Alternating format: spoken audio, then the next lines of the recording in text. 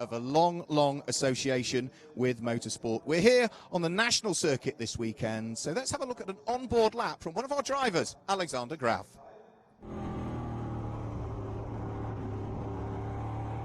Welcome guys around Hockenheim ring for a lap with me, Alexander Graf, in the Chevrolet Camaro number 77 for Memphis Racing. We are right now at the main straight at the start of the lap, so we're going into the first corner right there. Oh, I missed a little bit, but what the heck, we're going full throttle anyway. Up to fourth gear, and then we're going quite hard braking down to second gear right there, and full throttle.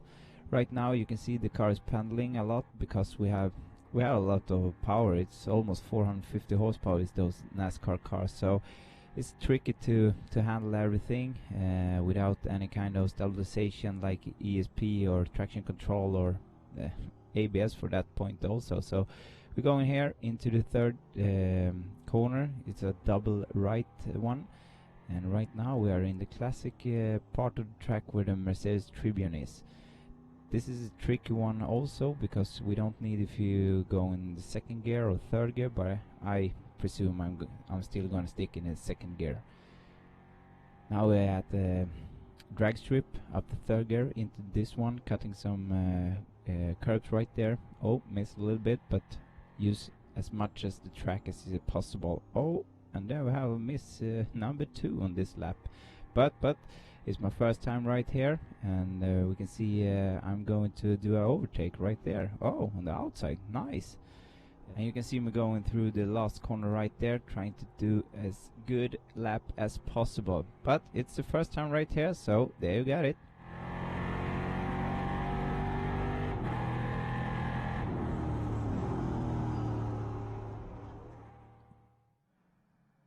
So a fantastic insight from Alexander Graf as to what it's like to propel one of these fantastic 5.7-litre V8 machines around the Hockenheim National Circuit, 3.7 kilometres, and well, we are going to see some very close racing for both Elite 1 and Elite 2 over the course of this weekend. We've got qualifying to get through. That will be coming up very shortly. Already you can see down in the pit lane the noses of the cars are just poking out from their relative pit garages, and what we will see is qualifying taking place over 10 minutes. First of all for the Elite 1 category, then there'll be a short break, and it will be a very short break indeed. Before then we see the cars come out to fight it out for Superpole as to whom is going to line up on the pole position. Coming into this weekend, it's the number 3 RDV competition Toyota Camry of Frenchman Fred Gabillon that is leading the championship. He's had 2 wins so far over the course of this season. He's had a couple of second places, a third, a couple of fourths, and a 6th place as well, scoring consistently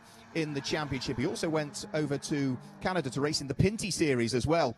In the break between the last race that we had, which was at Tours, the oval circuit, the Tours Speedway in France, in the latter part of June and the early part of July. So he leads the championship. He's on 250 points coming into this weekend. He's had a couple of pole positions already this year, as well as those 2 wins, as we say, but he has not had a pole position previously in Germany. We've only been to the Hockenheim ring once before. That was last year when Alan Day qualified on pole position. There's a very short delay, apologies ladies and gentlemen, one of the supporting races just running a little bit late out on track, so that's why we can still see the cars down there in the pit lane. Other cars heading out onto circuit to conclude their qualifying session, for which the checkered flag is about 3 minutes away from the session that's out there currently. The lap record here is held by Alan Day, last year having posted it in a 1 minute 31.825. 1 minute 31.825 was the pole position lap from last year in free practice, because we had 2 free practice sessions yesterday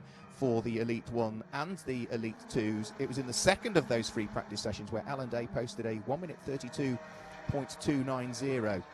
But, of course, there'll be 4 brand new BF Goodrich tyres bolted onto every one of the cars for qualifying, and we will see those cars head out very shortly for this 10-minute qualifying session. Of course, the key to it is making sure you build tyre temperature nice and early on in your session. Get the quick lap in, because whilst it's a 10-minute session initially, before then the top 10 cars head through to Superpole, around the circuit when it's taking you, what, a minute and a half to do just the out lap. It means by the time if you're at the front of the queue coming out of pit lane, by the time you go over the start-finish line, there's only 8.5 minutes left, maybe 8.25 minutes left. So the key is get the quick laps in nice and early, and then bring the car back into the pit lane without having put too much life through the tyres, so you can then really go for it come Superpole. As we say, last year Alan Day qualified on pole position. He actually set the fastest lap in the first of the races, but it was Spanish driver Borja Garcia, who isn't with us this weekend, who was the winner here last year in the first of the races, and Anthony Kumpen, who is here but isn't racing,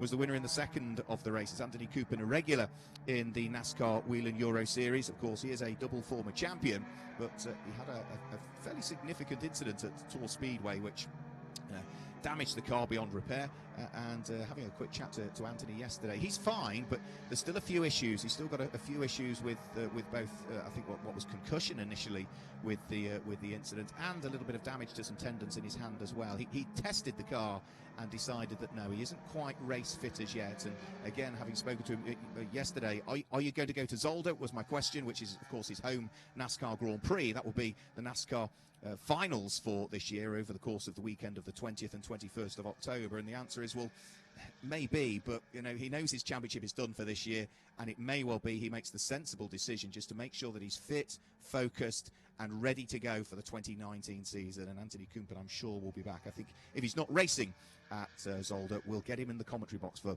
one of the races. He doesn't know that yet, but we'll make sure that maybe we can grab him as one of our guest commentators throughout the course of the weekend. We will have guest commentators coming in and joining us, not for qualifying, but come the racing later on today. I'm delighted to say that for the Elite 1 race, we're going to have a driver who finished on the top of the podium in the Elite Club yesterday, claiming his second win. It's the Indian driver Advik Dioda who's going to join us as my co-commentator for the Elite 1 race later on over the course of today. That's scheduled to take place around about Central European time. We're going to go live at about 1 p.m. And then for our Elite 2 race later on, it's the man you've just seen the onboard lap from, Alexander Graf, that is coming to join us. Alexander, who hasn't finished inside the top 6 as yet this year. Really impressed with the way that the Swedish driver has been going. Of course, it is a new team, Memphis Racing. We have seen a win for that car, but in the hands of the Elite 2 driver, which is Guillaume de Flandre, who is lying second in the championship standings in Elite 2 coming into this weekend. But for Alexander Graf, he has finished in 7th place on a couple of occasions as his best finish. It'd be really good to see the Swedish driver get himself inside the top 6, and such has been the pace of him and the new team as they get to grips with this new championship, then maybe we might see him on the podium by the end of the season. Of course, as it's the semi-finals here at the Hockenheim ring, it's double points as well, so it's really important that the drivers who have had consistent seasons maintain that consistency, because a non-finish in any one of these races here at either the Hockenheim ring or in the finals at Zolder, which are also double points, could really dent your championship aspirations. Usually there's 40 points for a race win in the NASCAR Whelen Euro Series. There's 35 if you're second, 34 if you're third, and so on. It diminishes by a point all the way down, but it's double points, so 80 points for a race win. And also bonus points in each race for the driver who gains the most positions during the race. So if you start at the back of the grid and work your way all the way through, then and gain more places than any other driver over the course of that race, you can also earn yourself this weekend, because it's double points. It's not the regular 4, it's 8 bonus points that would be up for grabs come the racing. So there's lots to play for this weekend. The checkered flag has just gone out in the supporting session, so it shouldn't be too much longer now before we see the competitors for the Elite 1 division in the NASCAR Whelen Euro Series work their way out onto the circuit. Drivers to watch out for, well, we've got former champions that are heading out onto circuit. Of course, Alan Day is the reigning champion. He will be heading out there. We've also, of course, got the 2009-2010 champion rejoining the series this year, Luca Lasserre, the Frenchman, will also be heading out there as well. And he's had a great season returning to the championship. He is lying 3rd in the championship standings coming into this weekend. He's only 32 points off Fred Gabillon, the championship leader. So when you think that 80 points available for the race win, plus the extra 8 potentially if you gain lots of places, it's all very close. And mathematically, I think it's something like 15 or 18 drivers in Elite 1 that could still be crowned the 2018 NASCAR Whelen Euro Series Championship. So there's lots to play for. Let's just sort of run you through the way the championship standings are at the moment as the cars sit there in the pit lane. As we say, Fred Gabillon leading the championship. The Frenchman, 250 points. 26 points off him is the reigning champion, the number 24 car of Alan Day. And then 32 points off Fred Gabillon, the race leader, is Luca Lasserre, the double former champion from 09 and 010. Anthony Kumpen, of course, is here but won't be racing this weekend, is jointly fourth in the championship standings. He's on 200 points, so he's just 50 points off Fred Gabillon, but we know he's not going to be out this weekend, and as he says, he's not sure whether his body's quite going to be fully recovered for him to compete at his home NASCAR Grand Prix at Zolder in October. He is jointly, as we say, in fourth place with the Elite 2 champion from last year, Tomo Ferrando, who hasn't featured on the podium as yet this year. He stepped up from Elite 2 fully to Elite 1 this year, whereas last year he was dovetailing his commitments between the two. We've seen him inside the top 6 in 2 of the races. Both of those came at Italy, at Franciacorta, in the early part of May, but we've not seen him on the podium as yet so far this year. And a further 5 points adrift of Tomo Ferrando is Gianmarco Ercoli, who has had a win this year. He's the first driver in history that has stepped up from Elite 2 to Elite 1 and has claimed an Elite 1 win. So he set that little bit of history at Brands Hatch for the second of the 2 races there as part of the American Speedfest weekend on the 9th and 10th of June. He's also had one other podium. That was the 3rd place at Franciacorta. But Tomo Ferrando and Gianmarco Ercoli, whilst they are jointly 4th and 5th respectively in the championship standings overall in Elite 1, they're also the 2 drivers that are fighting it out for the junior trophy, together with the Dutch driver Loris Hazemans as well, who is also going to join me in the commentary box over the course of tomorrow's Elite 2 race. Now, Tomo Ferrando, Gianmarco Ercoli and Loris Hazemans, 1st, 2nd and 3rd of the junior category drivers. And when I say junior category drivers, that means drivers of 25 years and under who've entered the Elite 1 championship. 3 of those are separated by just 8 points, so it's all very close in terms of the fighting that's going on in the junior category as well. Other categories that we've got also out there, we've got the Challenger category in Elite 1 as well, or the Challenger Trophy, and that's for bronze and silver graded drivers who enter the Elite 1 Championship. And the leading Challenger Trophy driver at the moment is the Italian driver Dario Carzo, who is outside of the top dozen in terms of the overall championship standings, but he is on 164 points. Second in the Challenger Trophy is the Japanese driver Kenko Miura, who is on 157, so there's only 7 points separating those 2 in the battle for the overall title honours in the Challenger Trophy. And a further 17 points off Kenko Miura is Mauro Trione, the Italian driver, who is returning to racing after 20 years away. We saw a lot from Mauro in the likes of the Italian Super Touring Car Championship and also in the Italian GT Championship. But after 20 years of not racing, he has returned and is also right at the sharp end, maybe, of looking towards being crowned the Challenger Trophy winner for this year. So the cars now are just beginning to get ready to head out onto this beautiful circuit. So we're on the national circuit, so whereas the modern Grand Prix circuit, as it is nowadays, sees the cars head all the way round through what is the long sweeping straight, really, but it's a long sweeping left-hander, the Parabolica, all the way down towards the very tight hairpin, if you've ever seen the German Grand Prix, which of course was just here a month or so ago. We're not heading down towards the hairpin, and it's part the way along that straight where the cars will head into almost a double apex right-hander, which will bring them up towards the Mercedes Tribune, the large Mercedes grandstand, and then from there back into the Motodromo, the stadium section of the circuit. So the Elite 1 competitors just heading out now towards the bottom of the pit lane. The way that they line up is in a specific order to join this circuit because it's based on the fastest times that were set yesterday, which means that Alan Day, the reigning champion, was quickest in free practice yesterday in the 2 sessions, so he heads out onto circuit first. Stinis Longines, whose father is also on this grid as well. Nice to see Bert returning to the championship. The number 11 car was second quickest in free practice yesterday. There was just a 10th between the 2 of them. For Alan Day, a 1 minute 32.290. For the number 11 car of Stinis Longines, the Belgian driver, the Chevrolet Camaro from PK Car Sport, it was a 1 minute 32.4 4:01, and third quickest was the leading junior driver in the championship, the number 50 car of Loris Hazemans, who drives the Hendricks Motorsport Ford Mustang. So he's the third car in the queue. The reigning championship leader, Fred Gabillon, in his Toyota Camry, was fourth quickest yesterday. Loris Hazemans posted a 1:32.639. It was a 1:32.828 from Fred Gabillon. So he's fourth in the train out there. And the man that's also going to join me in the commentary box this afternoon and has done the onboard lap for us this weekend, the Memphis Racing Chevrolet Camaro of Swedish driver Alexander Graf, was fifth quickest on the joint times that were posted yesterday. It was in the second session where most cars seemed to go quicker once the circuit had rubbered up a bit more. 1:32.909 for Alexander Graf. And sixth quickest in the qualifying session was car number 90, which is the Brax Racing car, the Ford Mustang of Alex Sedgwick. I say Ford Mustang, it has changed for this weekend if memory serves me correctly. And Alex Sedgwick, yes, it's now a Chevrolet Camaro that he's driving, the new front end to the beautiful Chevrolet Camaro of Alex Sedgwick, who was second quickest of the junior drivers. He had problems in the first free practice session, so didn't come out onto the circuit at all, but in the second session his only one.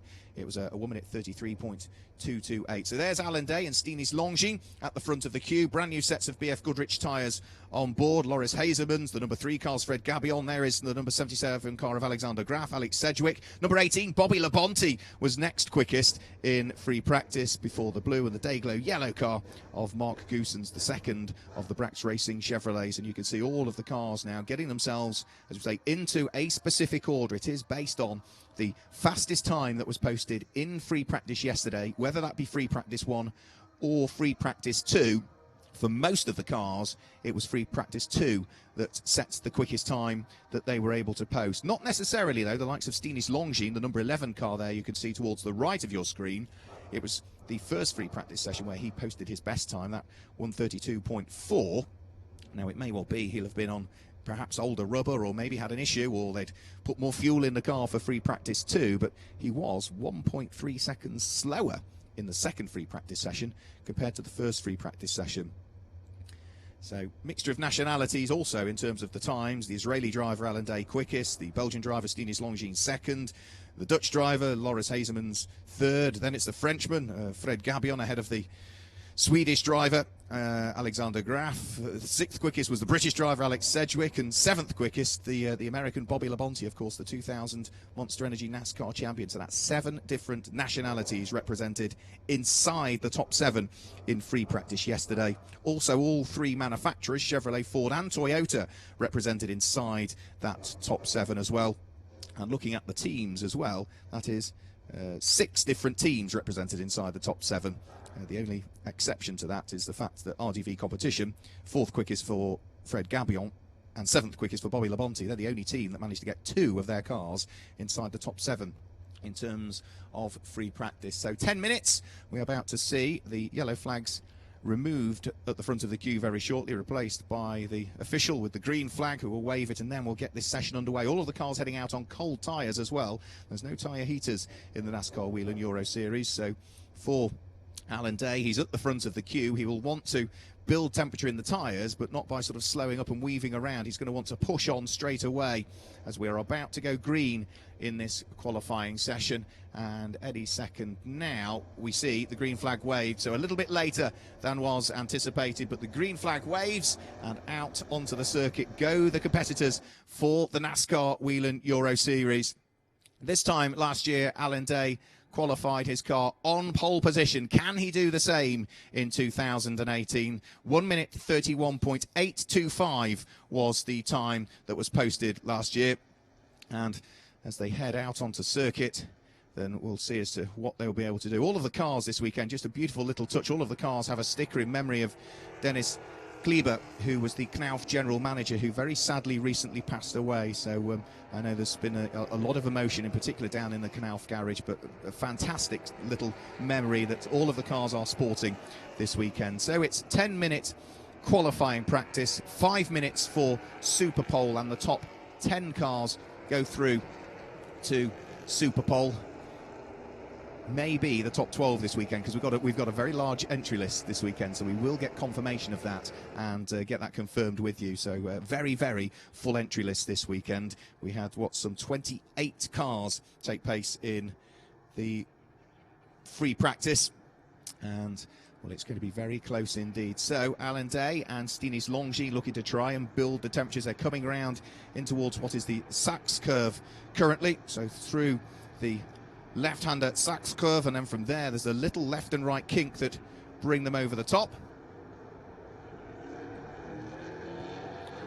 and then in towards the right-hander at the Sudkurve, and then from there it's really open up the taps and press on, release all of that 5.7 litre V8 400 brake horsepower over the start finish line. Now go to head on to the flying lap. 32 cars on the entry list, 28 taking place in free practice, but 32 on the entry list for this weekend. The drivers have been told, in particular turn 1, where the circuit limits are, and the cars are allowed to run beyond the white line on the edge of the circuit onto the curbs, but there must always be 2 wheels of the car on the curb. As soon as all 4 wheels go off the curb and beyond that, then that lap time will be disallowed. It was all very clearly pointed out in the driver's briefing, which we attended just as we arrived at Hockenheim here early yesterday afternoon.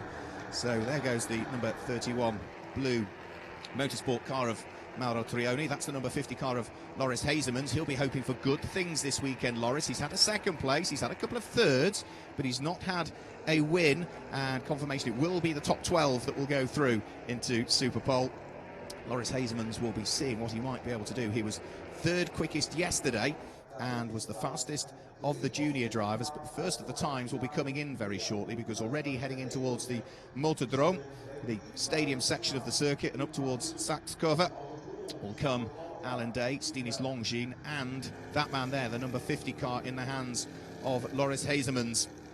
Say lying, as things stand, down on 192 points, but is the 3rd of the junior drivers that we've got in terms of the championship standings. So he'll be really hoping that he can mount a challenge to strengthen his position in the junior trophy standings over the course of this weekend. First lap time comes in, and at the moment it is Loris Hazemans that is quickest. 1 minute 33.238 from the number 50 Hendricks Motorsport Ford Mustang. Alan Day, the yellow car, just heading up towards the screen now. You can see the nose of the car dip into the very heavy braking area for Bernie Eccleston Curve, which we saw loads of action at last year. This equivalent race meeting last year, it was at that corner where there was lots and lots of action, which is turn 2 in reality. Heavy braking area in towards the right-hander that sort of flicks left on the exit. So Alan Day 2nd quickest, but that was a very good first lap from Loris Hazemans, the Dutch driver topping the times. Alan Day, the reigning champion, 2nd with a 1 minute 34.243,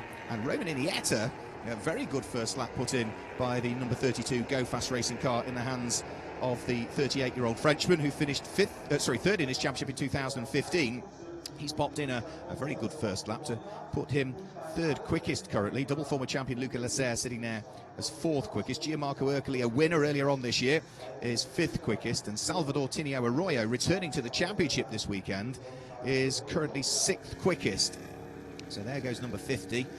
Loris Hazemans, good first lap having been popped in. What can he do on this lap? Riding all of the curves, but not too much more. There's a yellow and red striped flag there, suggesting that maybe there's a change of surface condition there, either a little bit of debris on track or maybe some cars depositing oil. There's in fact those flags at several marshals posts, so the earlier session maybe we had a car dropping some fluid onto circuit. Times come in, and it's Stinis Longin that goes to the top of the times. Great lap by the Belgian driver, 1 minute 32.109, just 91 thousandths of a second quicker than Loris Hazemans. Alex Sedgwick comes up to 3rd quickest, the number 90 car in the hands of the British driver. That's the 2nd of the cars that runs in the junior trophy, so that's a very good lap put in by him. Alexander Graf, who's going to join us in the commentary box later on, goes 4th quickest, and Alan Day drops down to 5th quickest, with Salvador Tinio Arroyo completing the top 6. The current championship leader, Fred Gabion, only 7th quickest at the moment.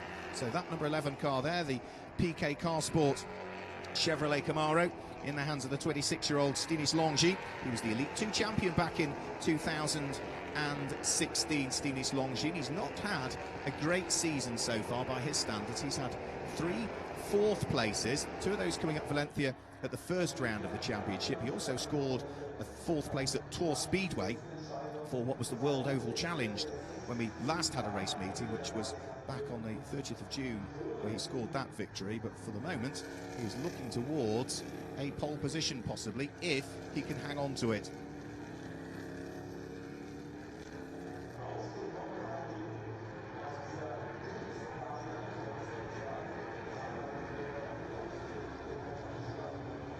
Remember, it's just the top 12 that go through to Superpole.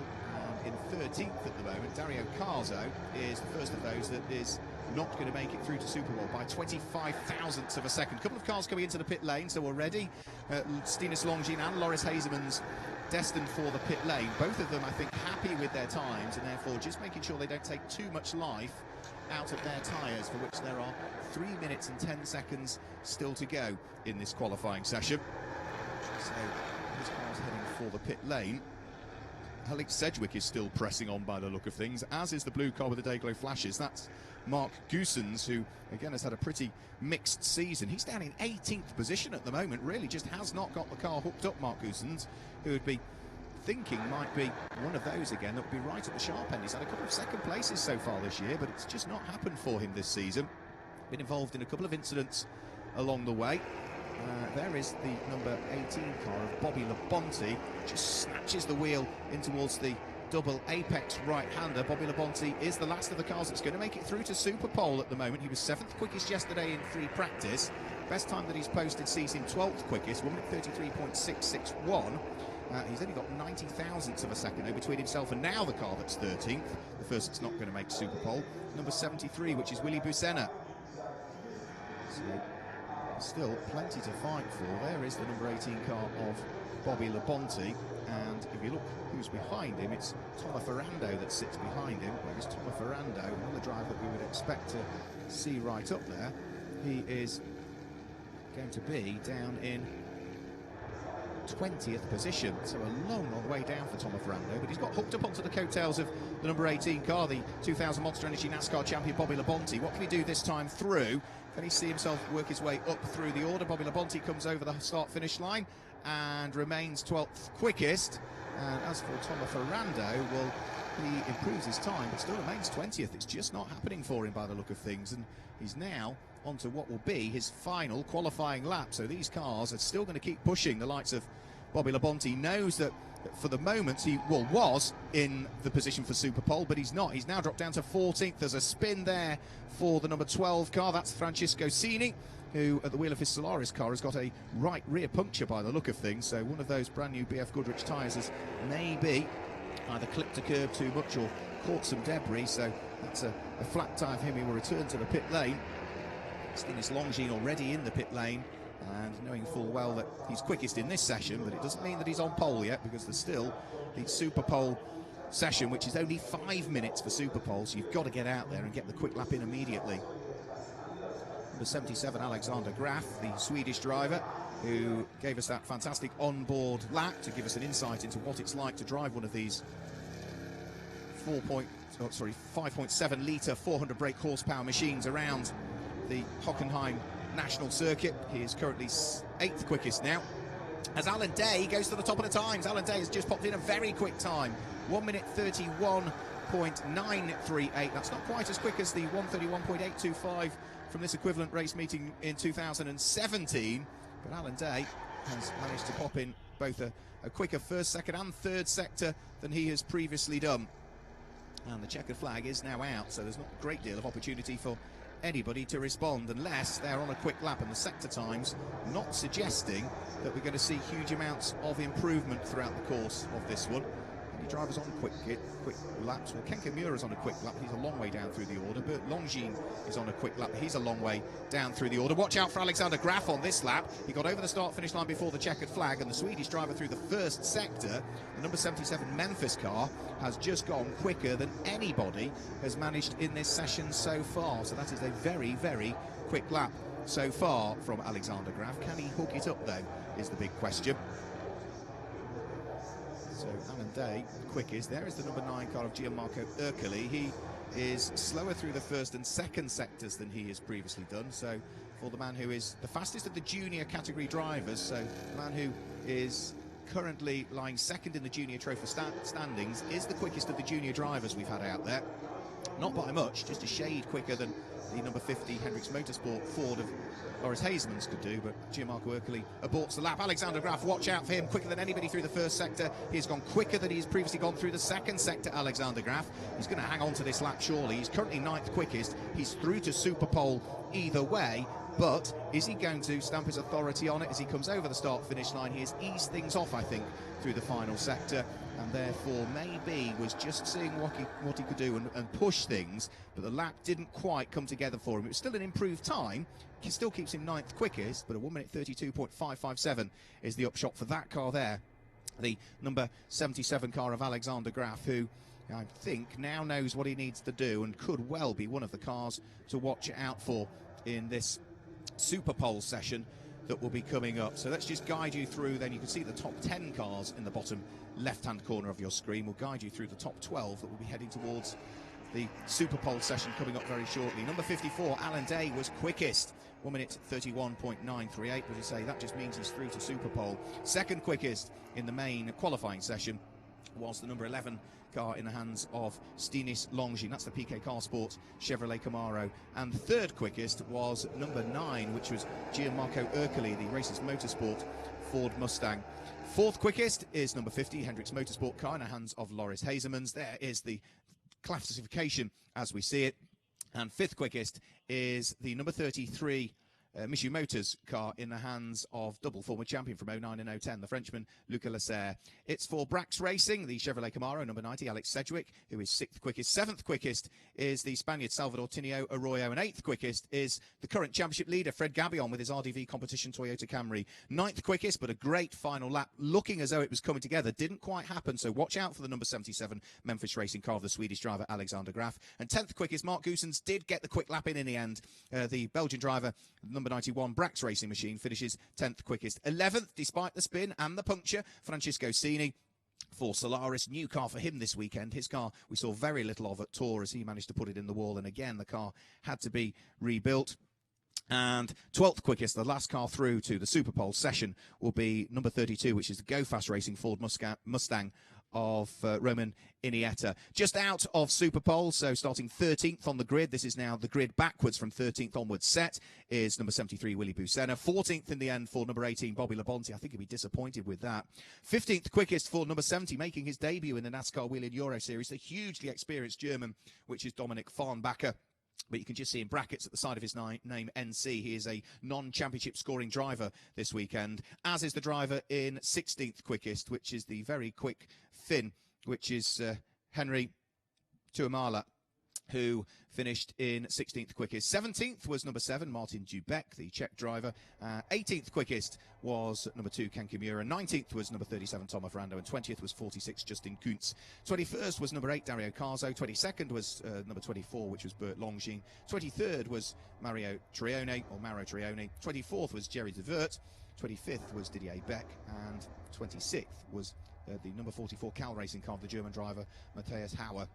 So that's the way from 13th onwards they will line up. But the top 12 places still up for grabs, and that's why the cars, the top 12 of them, are queuing up back down in the pit lane. No order for the way that the cars go out, so the cars that came into the pit lane a little bit earlier may be hoping that they can get track position for this Superpole. The interesting thing with the qualifying session we've just seen, Alan Day stayed out much more than usually he would do. So different strategy, maybe with tyre pressures this weekend, maybe starting the session with lower pressures so that he's got a bit more temperature in. They got into the sweet spot. So the cars being released from the end of the pit lane, ready to get this 5-minute Superpole session underway. This will decide the top 12 places on the grid for race 1 of the Elite 1 division this weekend. And once we've got this out of the way, then we will start straight away, almost immediately, with the same process for the Elite 2 competitors. 10-minute qualifying session. The top 12 again will go through, and then they will fight it out for Superpole. And you can see already cars scrambling to try and get track position in this Superpole session. They know how vitally important it is to make sure that you've got clean track around you, that you've got the tyres underneath you, that you need these fantastic BF Goodrich tyres that all of the cars run for this season.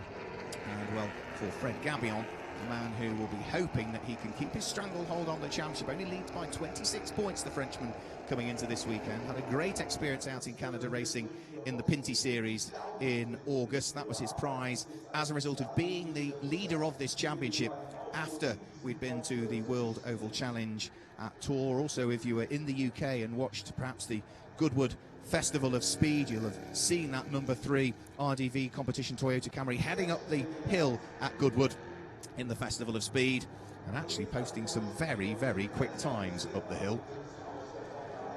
So there we go. Stinis Longines is about to head over the start-finish line and now gets his flying lap underway. Stinis Longines, let's see what he can do. The PK Car Sport car onto the brakes, turns his way in towards Sudkurva through the right-hander, where the cars really need to be careful that they don't run wide. That's where so many cars had lap times disallowed yesterday for going beyond what were very clearly described as a circuit limit. Snatches a break. It's the unloaded wheel, though, heading in towards the second corner, which is Bernie Eccleston curve.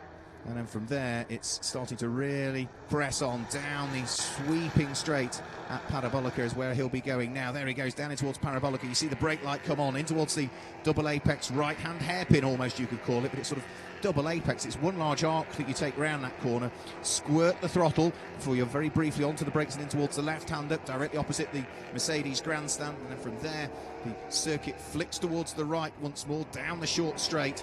That brings them now up towards the Motordrome section of the circuit, and that's where Stinis Longines is going, down what is the drag strip that is utilised here also at Hockenheim, through the right-hander and in towards the stadium section. The next corner he'll get to is the left-hander at Saxkurve, so onto the brakes and in towards the left-hander, just runs a little bit wide there, doesn't quite grab the full apex, bounces over the curbs through the left and then the right flick, and then in towards Sudkurve to conclude what will be the 3.7 kilometre lap here, and the sector times from Stinis Longines are looking very good, but not quite as good as a car further back. Loris Hazemans is putting in a stellar lap at this stage. Stinis Longines goes to the top of the times, but of course he's the only car that's posted a flying lap so far. Fred Gabion can't quite match him, and the good lap comes in from Loris Hazemans. Fantastic lap from the Dutchman, a 1 minute 31.517, perfect lap in reality.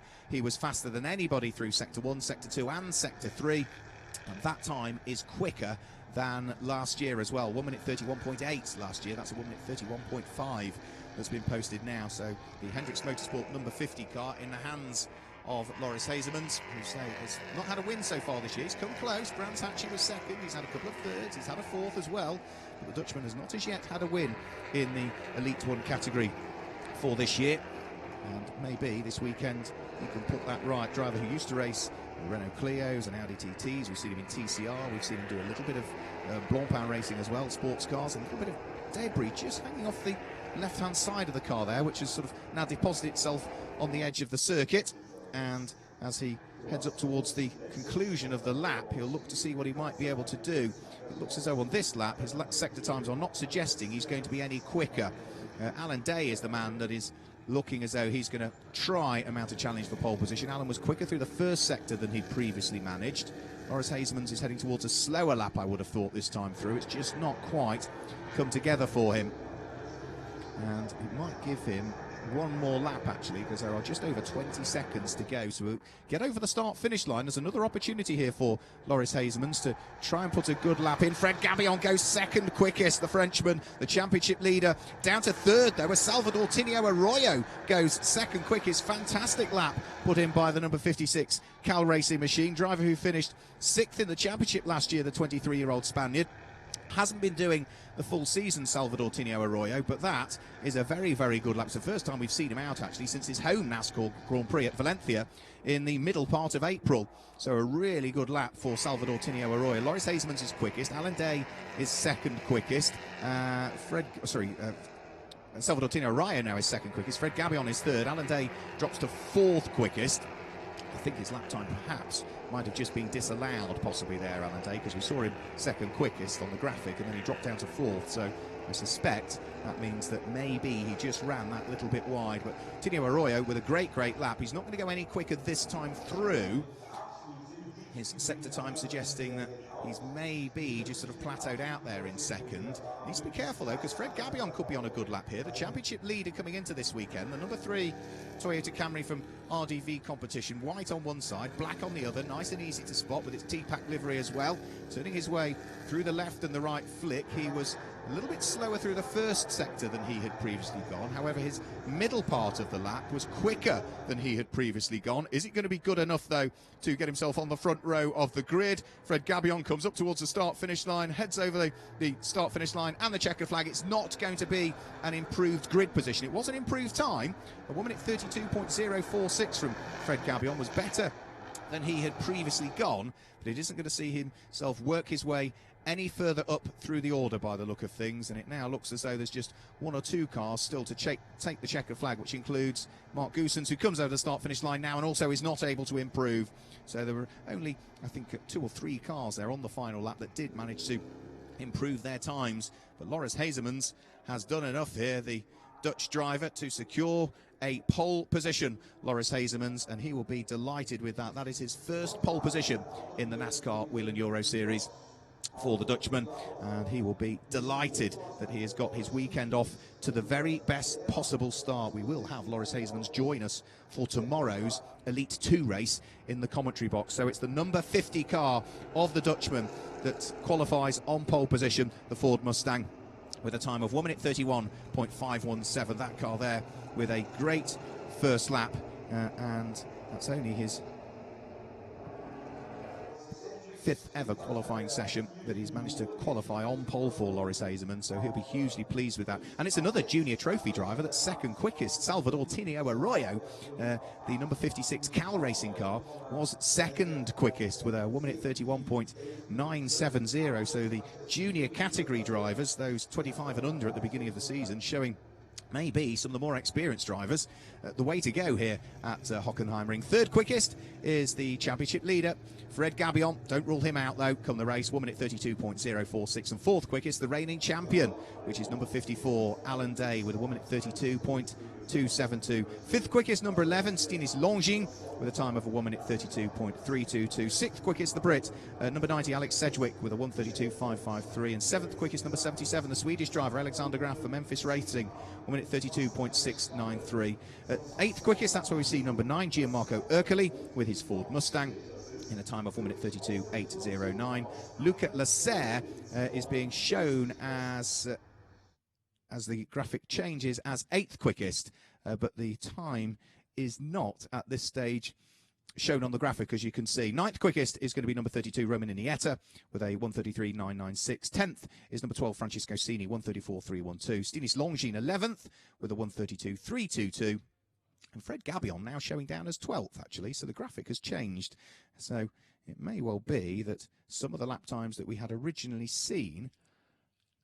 Right, so Fred Gabion, 1 minute 32.046. That doesn't look as though they're in absolutely the order. So something has happened from Luca Lasserre onwards. There has been some sort of, I assume, from race control, confirmation that some cars are to lose lap time. So we will wait full confirmation of the grid for that one, as we see very quickly the teams go to work and get them ready for the Elite 2 drivers, which are going to take to the circuit very, very shortly for their qualifying session.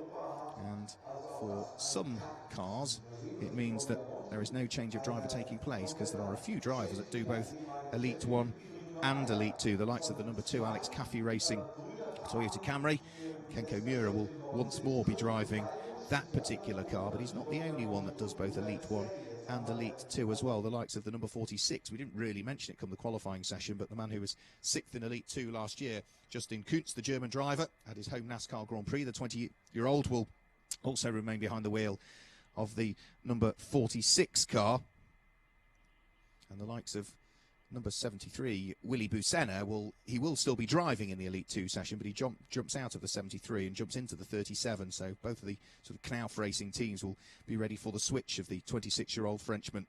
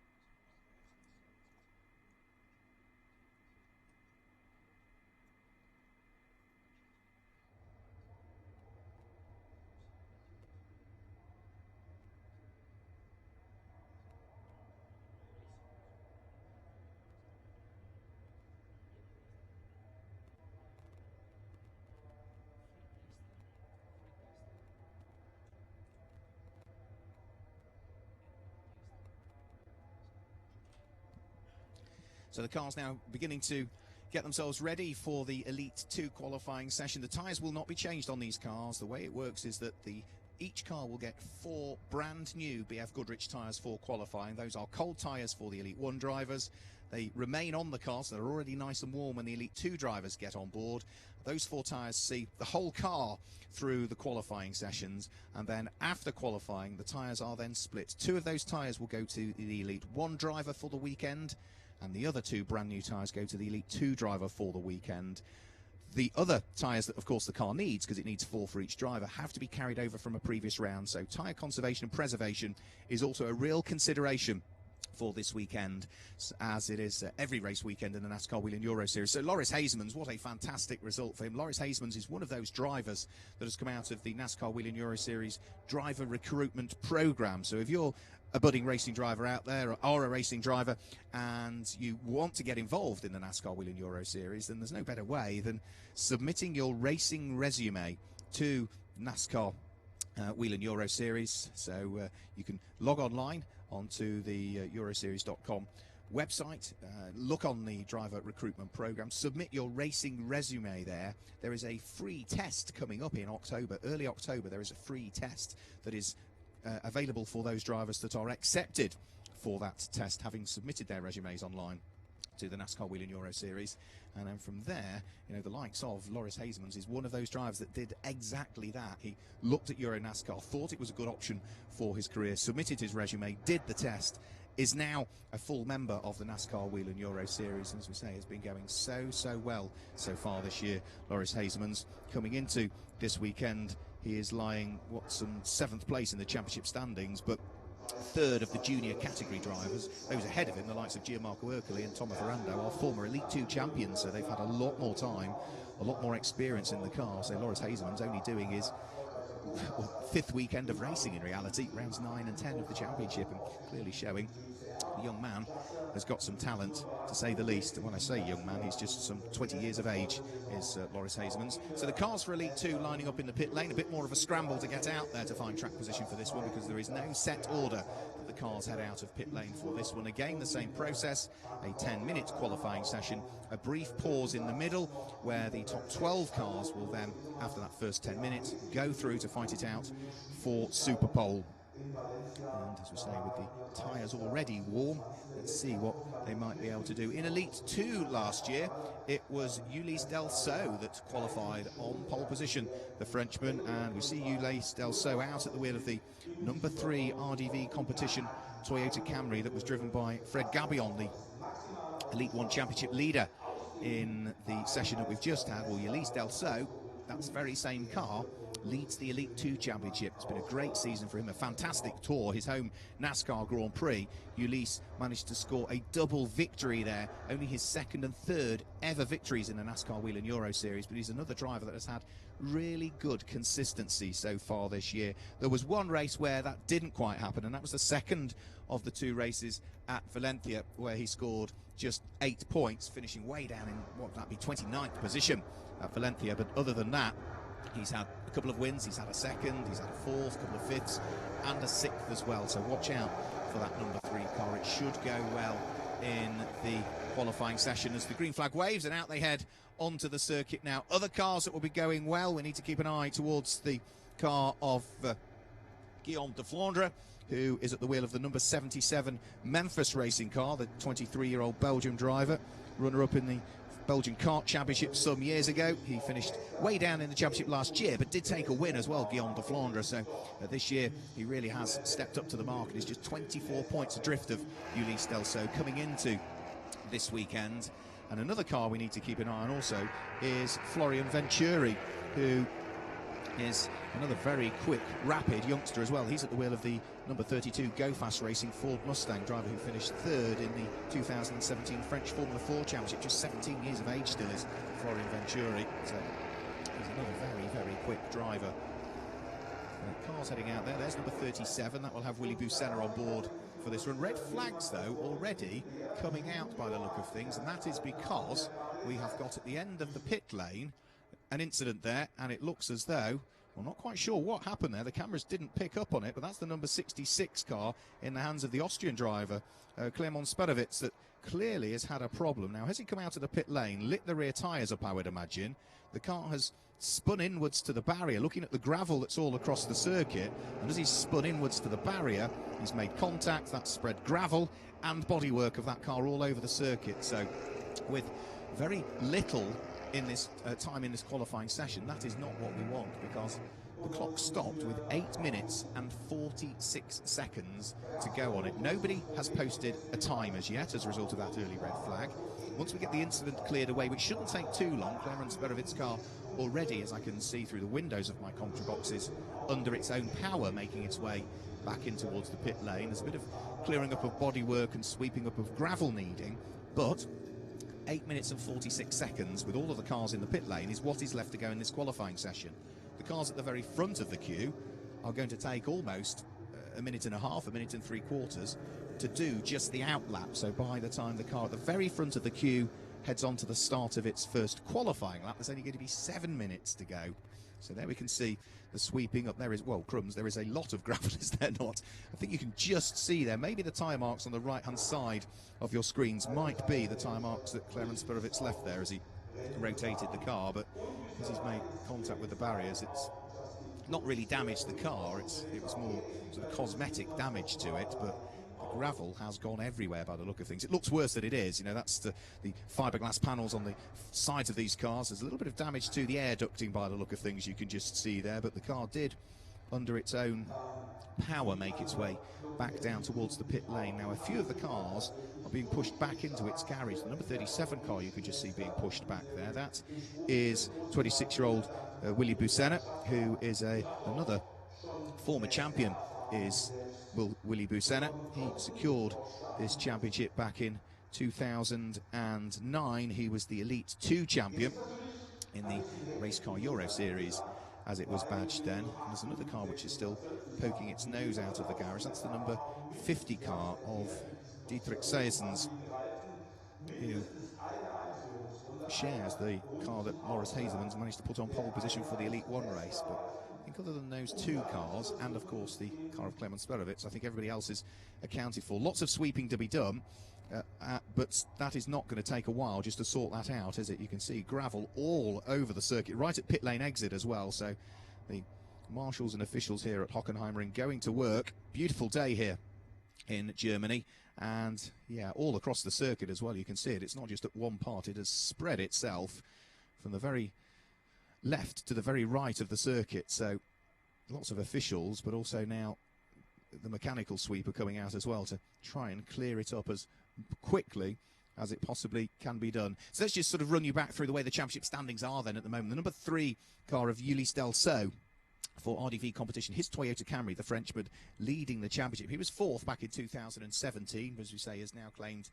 2 wins so far this year, 3 in total in his NASCAR career. He leads this weekend on 243 points coming into round 9 of the championship. Double points, don't forget, 80 points if you win come the racing later on. Second in the championship is the number 77 Memphis racing car of Guillaume de Flandre. He's just 24 points adrift of Ulysse Delceau. Guillaume has had a win also this year. He claimed a win at Brands Hatch. He's had a couple of third places, in fact 3 third places as well, 2 in Italy at Franciacorta, 1 at Tours on the Oval Speedway last time through as well. Third in the championship, just a further 4 points off Guillaume de Flandre, but the leading rookie that we've got is Florian Venturi. He has had 1 win so far this year. That came at Brands Hatch. He's also another driver that's had 3 third places as well, and a 4th as well. A couple of thirds at Valencia, 1 at Brands Hatch, and at Tours at the World Oval Challenge. He was in 4th position, so he is 3rd overall in the championship, 28 points off the lead, but is the leading rookie that we have out there in the field. But he is only 2 points ahead of the second rookie in the championship, which is the car of Nicolas Risitano. Nicolas Risitano driving the number 8 Racers Motorsport Ford Mustang, the 29-year-old, a former European karting championship. He was the FIA CIK European Junior Karting Championship back in 2003. There we can see Clarence Berovit just chatting to one of the Team FJ officials out of the car. You can see the damage to the ducting, both the cooling for the engine and the brake ducting as well, hanging down there onto the circuit, and shaking his head, Clarence Berovit, who walks away from that. The one thing it sort of confirms is that he will be starting almost at the back of the grid. Yeah, having not posted a time, he'll start at the very back of the grid. The team will get the car sorted. There's no problem with that for Klemon Spedovic. It's not out in the Elite 1 race, so they've got until the race later on today to sort that. He's racing on his own for the Decksweck DF1 racing team this weekend.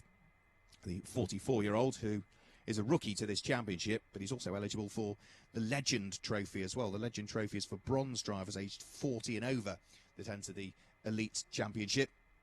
And the Rookie Cup, which is sort of another championship within the championship, is for drivers entered into this Elite 2 championship in their first season of racing in the series. So very disappointed Klemon Spedovic walks away.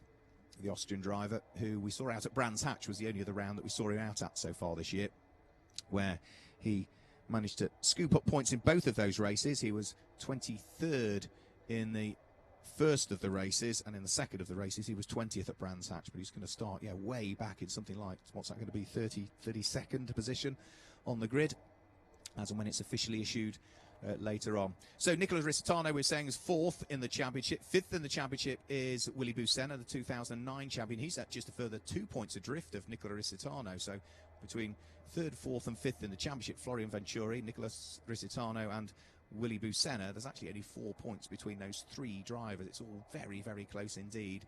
And 10 points off that is the driver from Luxembourg, which is Gilles Linster, who is on 201 points. So the top 6 drivers separated by 42 points. This weekend there's 80 available for each one of the races.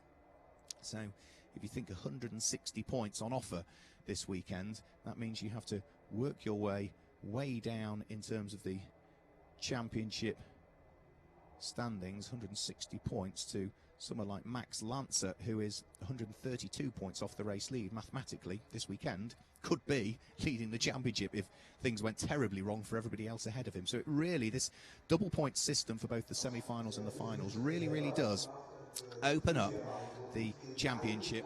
And as we spoke with Alan Day, the reigning champion, yesterday, if you've looked on social media, on Facebook and on Twitter, he said the same as he did last year as well. It was in the semi-finals and the finals where he stitched the championship up. You can afford a non-finish earlier on in the year. What you cannot do is afford a non-finish in the semi-finals or the finals, both of which are double points. So it looks as though the clock stopped with 8 minutes and 46 seconds to go, but because it is going to mean it's going to be very tight for the drivers to all post times, it looks as though they are being given the full 10 minutes again for this restart, is what we're seeing on our timing screens here around the circuit. You won't be able to see it on your screens, but you can see the cars are lining up back down at the beginning of the pit lane again. All of those stones that were on the circuit have largely now been dealt with as well. The last little bit of clearing up just being done. The circuit's clear. It's just pit lane exit now that needs the last few bits of gravel sweeping away from it. Most of the circuit vehicles now just doing the last bit of tidying up, and then we should be able to get this first part of qualifying underway for the Elite 2 division.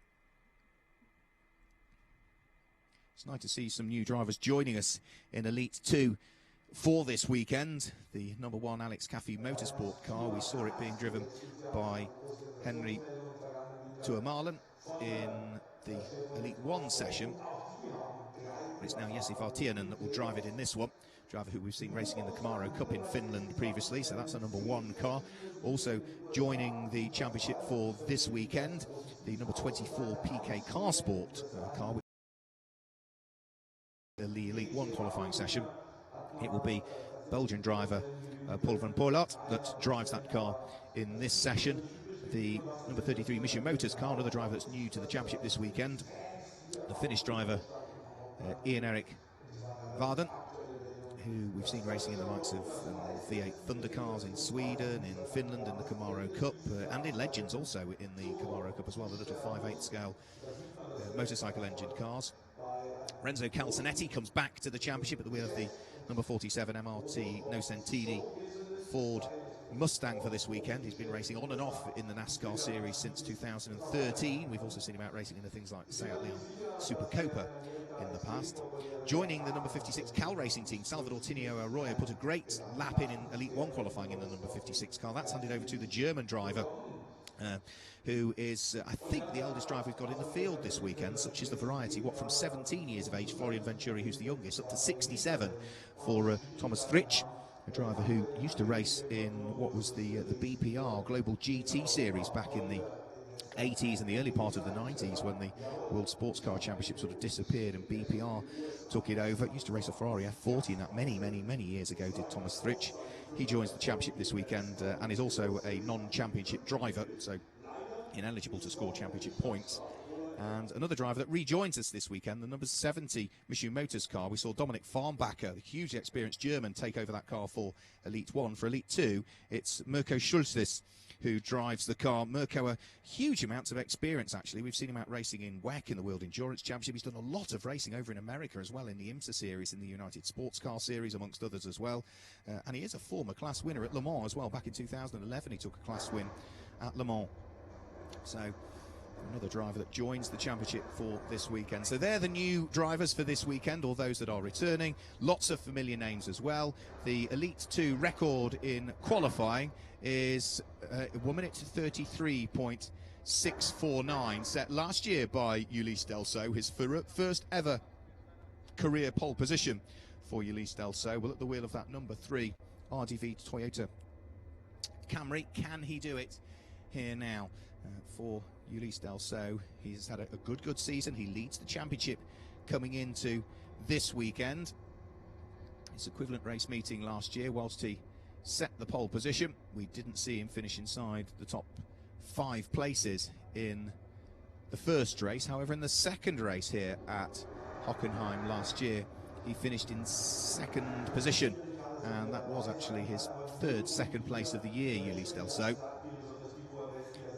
Claimed just a single win last year. That came at Valencia at the beginning of the season, and then, say, Tour Speedway the round before this one in 2018. He scooped up his 2nd and 3rd win. So we go green, we get the outlap back underway, say the clock showing that's a full 10 minutes. It stopped with the red flag at 8 minutes and 46 seconds, but I think the officials have really made the decision that with little time around this big circuit, then yeah, sensible just to give them the full 10 minutes again. So the clock ticking away. There is the number 3 car of Ulysse Delso, the championship leader, a Frenchman. So with wins already under his belt, both of those coming at his home NASCAR Grand Prix. There is Guillaume de Flandre, the number 77 Memphis racing car. He's 2nd in the championship standings. He's had a win so far this year, the Belgian driver, so he'll want to try and make a challenge for pole position.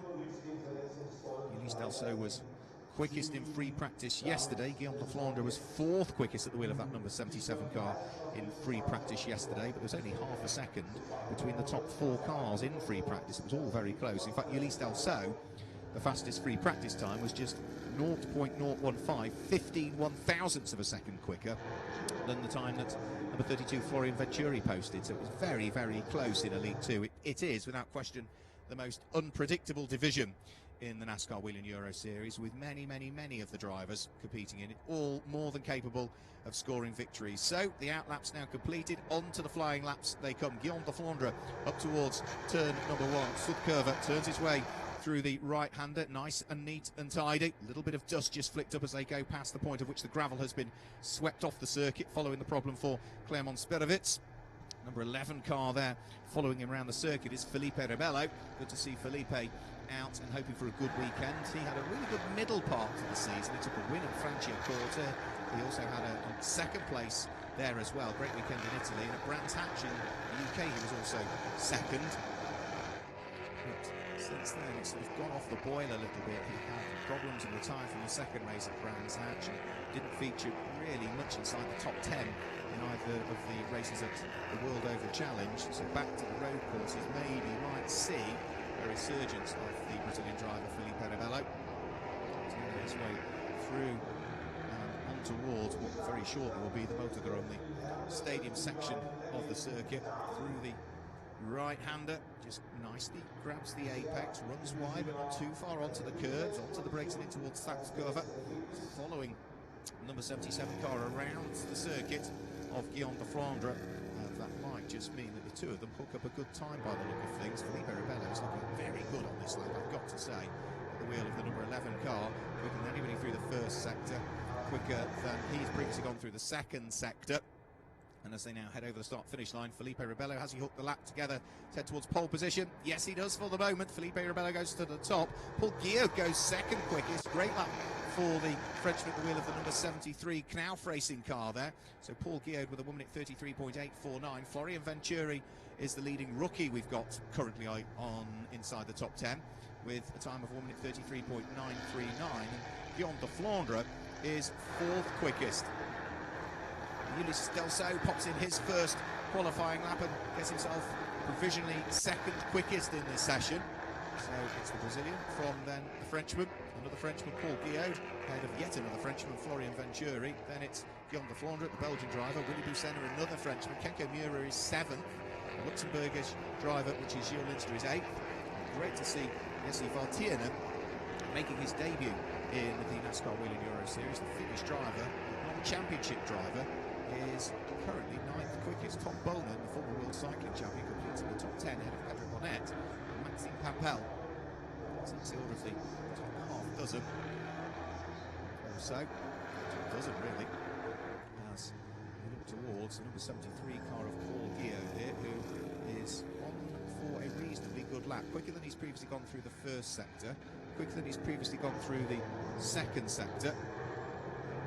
Already session, 33.649 was the quickest lap that we had in qualifying in Elite 2. Well, already two cars have gone quicker than that on just their very first qualifying lap. Guillaume de Flandre goes third quickest as Paul Guillaume goes to the top of the times. The number 73 Knauf racing car briefly to the top of the times. Florian Venturi, though, the number 32 car, even quicker. So it's all happening here. Guillaume de Flandre pressing on. The number 77 car heads round through the Bernie Eccleston curve. Here comes the number 32 car of Florian Venturi, who's just popped in that quick lap. Now Florian, with that lap having been put in, he's got 1.7 seconds between himself and getting bumped out of Superpole. So I think that'll probably be sufficient so that he will maybe head into the pit lane as Busenna goes to the top of the times now. The number 37 car of Willy Busenna, the 2009 champion, to the top of the times. So earlier on, the Elite 2 Championship really is the most unpredictable division, and I said that before we even got qualifying underway, and it's absolutely proving to be that as well. Looks as though Guillaume de Flandre, the number 77 car, has had a lap time disallowed also for track limits, so got a quick lap in, but just didn't count, unfortunately. Number 32 Go Fast racing machine of Florian Venturi, heading down the short straight. There goes next to the cars that we see head through. The cameraman, I think, trying to pick up on who's on a quick lap. It is Willy Busenna, who was picked up on there briefly.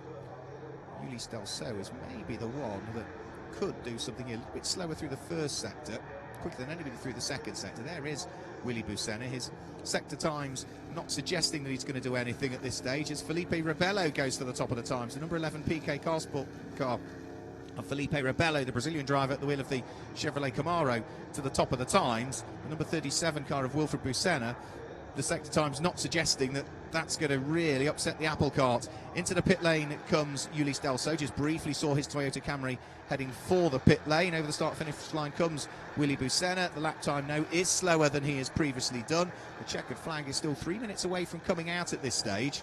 So Felipe Rebello quickest, the number 31 car. The 37 of Willy Busenna second quickest, and third quickest at the moment is Florian Venturi at the wheel of the number 32 Go Fast Racing Ford Mustang. So Willy Busenna, what can he do on this lap? Well, through the first sector of the lap, we'll see his time flash up very shortly. Felipe Rebello, the number 11 PK car sport car that is currently fastest in this qualifying session, heading around the track, and again not looking as though there is going to be an improvement from him on this lap. His first and second sectors at the wheel of that number 11 car, a little bit slower than he has previously gone. We've got 7 drivers, a little more than half a second apart in this qualifying session, and the driver that's 12th and at the moment is going to scrape his way through towards Superpole is the German driver, number 46 for Racing Total, which is Justin Kuntz. He's got, well, 0.4 of a second actually between himself and Tom Bowman, who is just outside of Superpole, so there's a handy buffer actually for Justin Kuntz. If you can find a few thousandths of a second, he would very quickly get himself up into 11th place, such is the gap between himself and Jesse Valtiernan, who currently occupies that 11th position. A few cars happy with the time, so heading down pit lane, which means these are the cars that now are more than happy that they are going to be heading through towards Superpole. The rest of them, though, if they think there's further improvement to be had, and particularly those down towards the bottom of the top 10 that are clinging on to a position in Superpole, need to keep pressing on. Improvement for Justin Kuntz. Just see the number 46 car move from 12th up to 10th on that lap, which means that now the man in 12th place is number 90 Pedro Bonet, who is in danger of slipping outside of Superpole. And if he does, it could well be his teammate from Brax Racing, number 91 Tom Bonan, that might be able to do that. So there goes the number 10 car up the inside, managing to squeeze its way through. That's Carmen Boix-Gilles for this weekend. We've seen her racing for Alex Caffey Racing earlier on in the season. She's racing for Racing Total this weekend. And for the reigning ladies champion, let's see what she might be able to do. Herself and Arianna Casoli are usually not that far apart from each other in terms of the Ladies' Cup, which is for female racers registered in the Elite 2 Championship. Just 1 minute to go in this qualifying session. Who's on a quick lap? Number 77, which was Guillaume de Flandre, was on a quick lap, but that was just through Sector 1 and Sector 2. We can see that number 77 car from Memphis Racing heading down pit lane now. Gets onto the brakes, slows the car down to 60 kilometers per hour as he heads down pit road. So again, just not necessarily needing to post the time in this one, but first and second sectors quicker than that number 77 car has currently done. So Guillaume de Flandre now sort of getting ready to put in the very best lap that he can do, because he will be heading towards Superpole, because the checkered flag is now only a matter of 10 seconds away from coming out.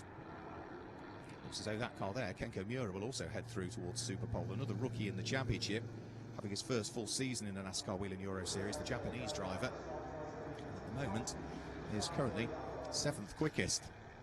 A few cars out there though still looking to try and press on. Caught up amongst the slower cars is Jesse Vartiernen, the Finnish driver, who's been impressive, I've got to say, this weekend. Jesse Vartiernen.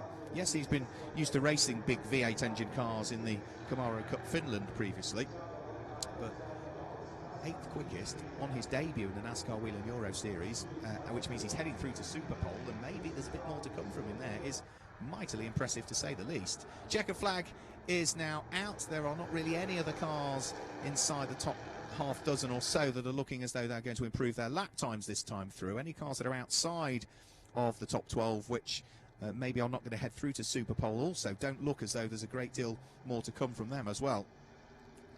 Of course, we have, got Clement Spedovic, who didn't manage to post the time. His was the car that thumped the barriers just as the session got underway, and therefore he will line up at the very, very back of the grid. The last few cars heading around to take the checkered flag very shortly, for which it looks as though then, barring any big changes, I think we're there, the top 12 that will go through towards Superpole. You can see at the bottom left-hand corner of your screen there, the graphic. It's the Brazilian driver Felipe Rebelo with the PK Car Sport machine that posted the best time in this session. His Chevrolet Camaro doing a time of a 1 minute 33.153. That's almost half a second quicker than the equivalent pole time last year by Ulysse Delceau, maybe with still a bit more to come in the Superpole session. Second quickest, number 37, the 2009 champion Willy Busenna, with a time of 1 minute 33.196 for the number 37 Knauf Racing Ford Mustang. Third was number 32. It's another one of the Fords, Florian Venturi, the 17-year-old, the leading rookie that we've got. 3 minutes break before we see the cars head back out the top 12 for the Superpole session.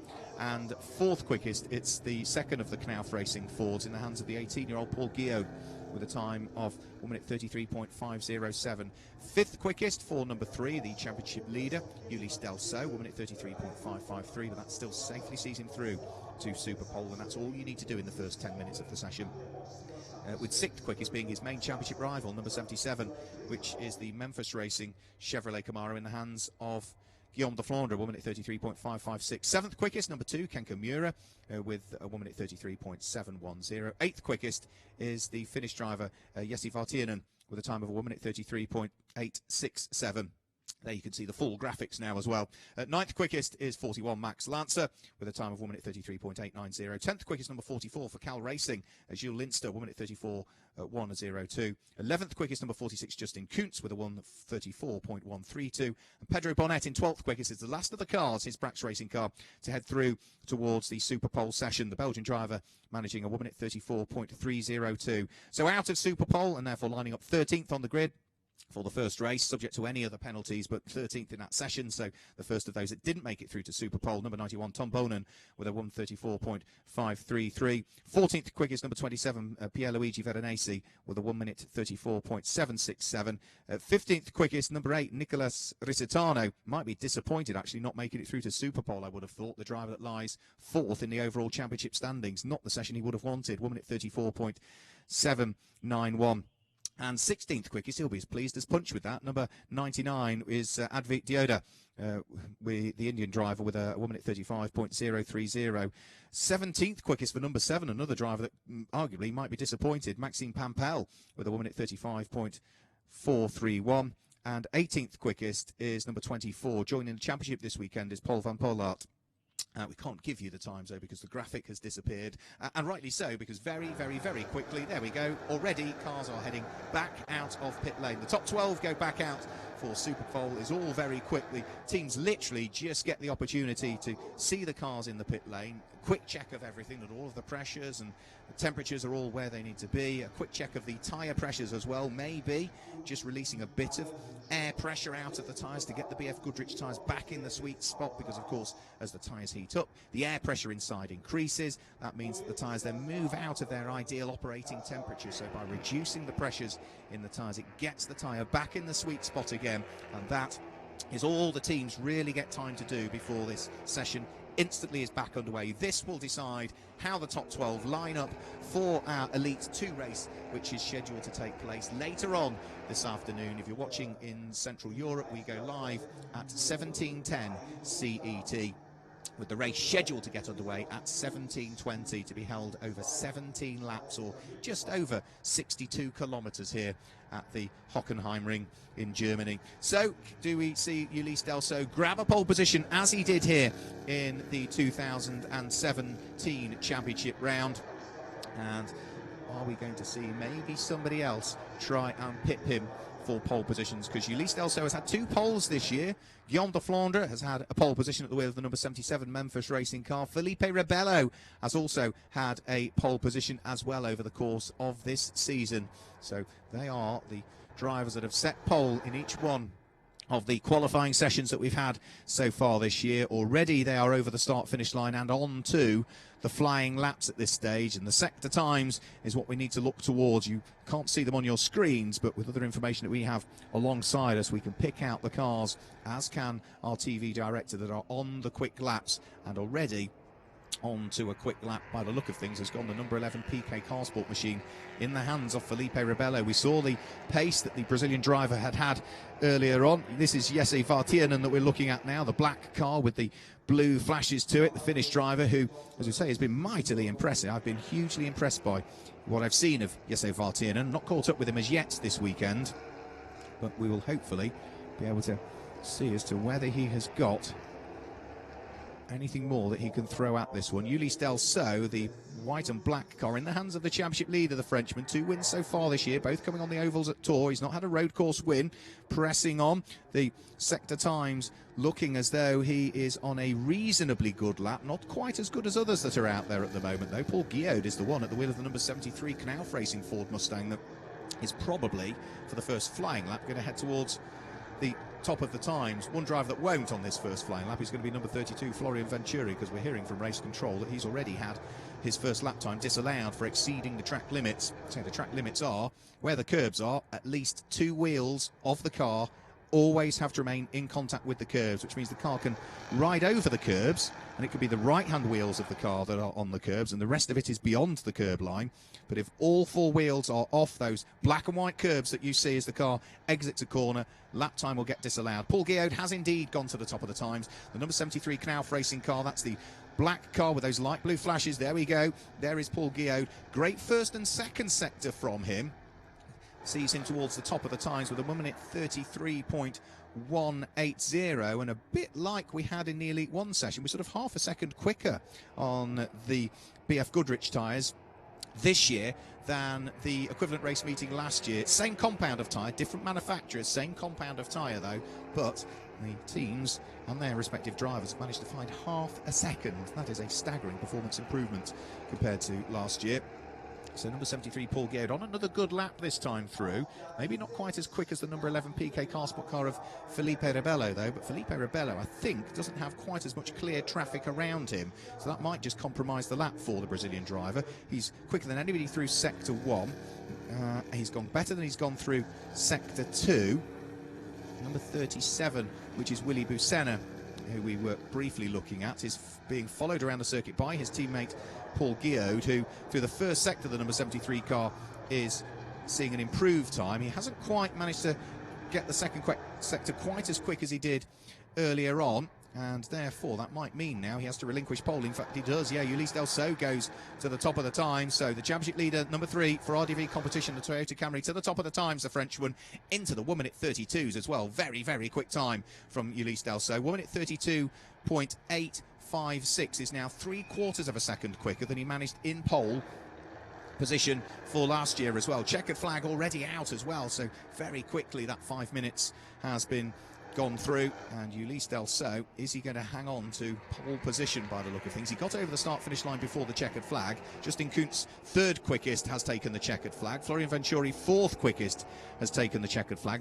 Everybody else is out there and still on quick laps. And are we going to see some improvements from any of them? The one driver that does need to improve, number 11, Felipe Rebello, fastest in the first part of qualifying, but hasn't really hooked it together come Superpole at this stage. So Ulysse Delceau still pressing on in towards Motodrome, the stadium section of the circuit. Slower than he's previously gone through the first sector, slower than he's previously gone through the second sector of the lap. We're also hearing that the number 37 car of Wilfred Bucena, that is showing on your screens as being 5th quickest, has had a lap time disallowed for exceeding the track limits. But I don't think there's going to be any further improvement for Ulysse Delceau. He's going to conclude the lap, so through the curve he comes, up towards the checkered flag. I don't think the lap time is going to improve from the 1:32.8 that he had previously posted. Yeah, 1:32.99 for him. A good final sector to it, but it was the first 2 sectors that he didn't quite manage to get together on that one. So there will be no improved time for Ulysse Delceau. There are some improvements elsewhere through the order, though. Justin Kuntz, who took the checkered flag, posted his best lap on his very last lap, as did Florian Venturi. And also Pedro Bonnet also manages to do so as well. Good qualifying session from the Belgian driver at the wheel of the number 90 Brax car. So cars heading back round into the circuit, into the pit lane area. That number 32 Go Fast Racing Ford of Florian Venturi will be 4th quickest in the session, which means he will line up on the 2nd row of the grid. He's the leading rookie as well, so still managing to keep a stranglehold on his aspirations to be the rookie champion for this year. He will start a long, long way ahead of on the grid of Nicholas Risitano, though. So those two that are only separated by 2 championship points in the rookie championship coming into this weekend. Risitano, what was he, down in 18th place? Something like that, a long way down. Didn't even make Superpole. Whereas for Florian Venturi, 2nd row of the grid. And that is going to please him. He'll be disappointed it wasn't a front row start overall, but in terms of the rookie championship, which is what the 17-year-old Frenchman will be focused on, well, he'll be very pleased indeed with that. So the number 3 car, the car of Ulysse Delceau, the Frenchman, is going to start on pole position. His 5th career pole position and his 3rd pole for 2018 for Ulysse Delceau. And he was almost 0.2 of a second quicker than the number 73 car of Paul Geode. So it's an all-French front row of the grid. The RDV competition Toyota Camry will line up alongside the number 30. The number 73 Knauf Racing Ford Mustang of Paul Geode. So it's an all sort of teenage front row of the grid. 3rd quickest, number 46, Justin Kuntz at the wheel of his Racing Total Ford Mustang for the driver that finished 6th in the championship standings last year. He's the first of the Germans in the Elite 2 grid, of course, at his home NASCAR Grand Prix. And 4th quickest, the Go Fast Racing number 32 machine of Florian Venturi, the leading rookie we'll have in the field. 5th quickest is number 37. which is the former champion, the 2009 champion, Willy Bucena. He's a double winner this year. He claimed victory in the first 2 races of the season at Valencia in Spain at Circuit Ricardo Torme. Let's see what he can do come the race from the 3rd row of the grid. And alongside him on that row of the grid is the man who's currently 2nd in the championship standings, number 77, the Memphis Racing Machine, in the hands of Guillaume de Flandre with a 1:33.683. 7th quickest for number 2, the Alex Caffey Racing Toyota Camry of the Japanese driver Kenko Miura, 1:33.940. And 8th quickest for number 90, which is Pedro Bonet at the wheel of the Chevrolet Camaro with a 1:34.362. 9th quickest in the end for number 11, as the full classification for the top 12 is given to us for Superpole, which is Felipe Rebello, 1:34.462. 10th quickest on his debut in the championship for the Finnish driver, also racing for Alex Caffey Racing, but in a Ford Mustang, which was Jesse Vartiainen. Well, it was, because again the order has just been shuffled by the look of things. So Jesse Vartiainen was showing up there. He's now showing at the very bottom of the list again. So that, I don't quite think that is how the grid is going to wrap up. So we will guide you through the rest of it as and when we get it. So beautiful day here at Hockenheim in Germany, and you can see all of the cars now trundling their way back down pit lane and getting ready for what will be, of course, the 2 races that we will have throughout the course of the day here. And with both of those to come up later on, I'm sure you can join us for them as well. If you're watching around the world, then you need to be back with us at around about 1 p.m. this afternoon, when we will go live on the build-up to our race for the Elite 1 semi-finals at Central European time. If you're watching over in the US, and thanks for joining us, it'll be 7 a.m. Eastern time that race, or we will go live, with the race getting underway 10 minutes later. And our Elite 2 race coming up later on. We've just seen the qualifying session for the Elite 2s. The Elite 2 semi-final 1 coming up Central European time. We go live on stream at 10 past 5. And if you're watching in America, then Eastern time, it is going to be at 11:10 that we will see you Eastern time. So thanks for joining us for qualifying. Join us again later on today with the racing getting underway for the NASCAR Whelen Euro Series at Hockenheim Ring.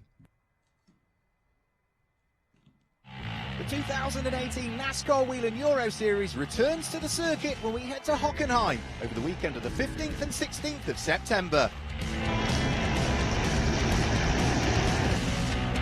An enormous crowd joined us for American Fan Fest in 2017 to see some NASCAR racing, some pure racing. There's even more up for grabs in Germany. It's the semi-finals of the championship, which means it's double points. Who's going to claim the win and take the checkered flag first? Who's going to get maximum points?